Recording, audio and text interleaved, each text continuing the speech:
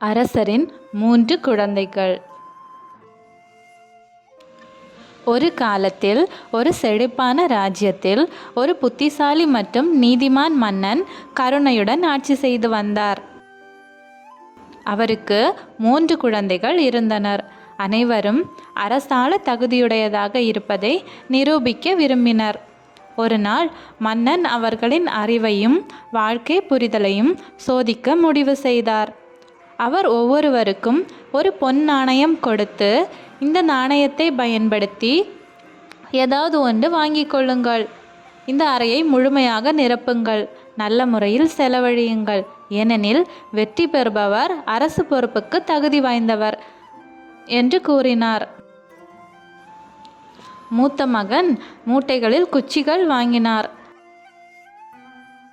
ஏனெனில் அவை பெரிய அளவில் இருந்ததால் அறையை எளிதாக நிரப்பிவிடும் என நினைத்தார். ஆனால் அவற்றை பரப்பிய பிறகு அவை அறையின் பாதி மட்டுமே நிரம்பியது. வெறுப்பாக அவர் தோல்வியடைந்ததை ஒப்புக்கொண்டார். இரண்டாவது குழந்தை மூத்தவனை விட சிறப்பாக செய்வதற்காக பறவையின் இறகுகள் நிறைந்த மூட்டைகளை வாங்கினார்.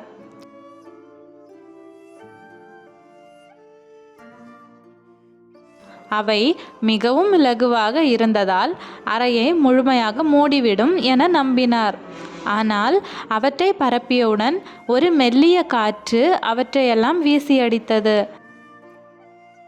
அறையின் ஒரு பகுதி மட்டுமே நிரம்பியது. அவரும் தோல்வியுற்றார். பிறகு இளைய குழந்தையின் நேரம் வந்தது. அவன் பெரிய பொருட்களை வாங்குவதை விட ஒரு சிறிய மெழுகுவர்த்தியை வாங்கினான். இரவு வந்தபோது அதை அறையில் கொண்டு வந்து ஏற்றினான். அந்த வெப்பமான பொன்னிற ஒளி அறையின் ஒவ்வொரு மூலையிலும் பரவி முழுமையாக ஒளிரச் செய்தது. மன்னன் மகிழ்ச்சியுடன் புன்னகைத்தார். "நீ பாடத்தை நன்றாக புரிந்து கொண்டாய்" என்றார்.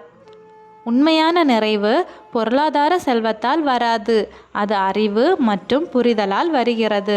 இந்த ஒளி அறையை எப்படி நிரப்பியதோ அதுபோல அறிவும் கருணையும் உலகை ஒளிரச் செய்யும் என்றார். அன்றிலிருந்து இளைய மகன் தனது அறிவிற்காக புகழ் பெற்றான். பின்னாளில் செல்வத்தால் அல்ல, ஆனால் அறிவு, கருணை, புரிதல் ஆகியவற்றால் ஆட்சி செய்த மன்னனாக வளர்ந்தான். கதையின் நீதி: அறிவும் புத்திசாலித்தனமும் செல்வத்தை விட பிரகாசமாக ஒளிரும். ஆகவே குழந்தைகளே, அரசரின் 3வது குழந்தை சிறிய பொருளால் இடத்தை நிரப்பியது போல நாமும் நமது அறிவால் இந்த உலகத்தை அன்பு, கருணையால் வெல்லலாம்.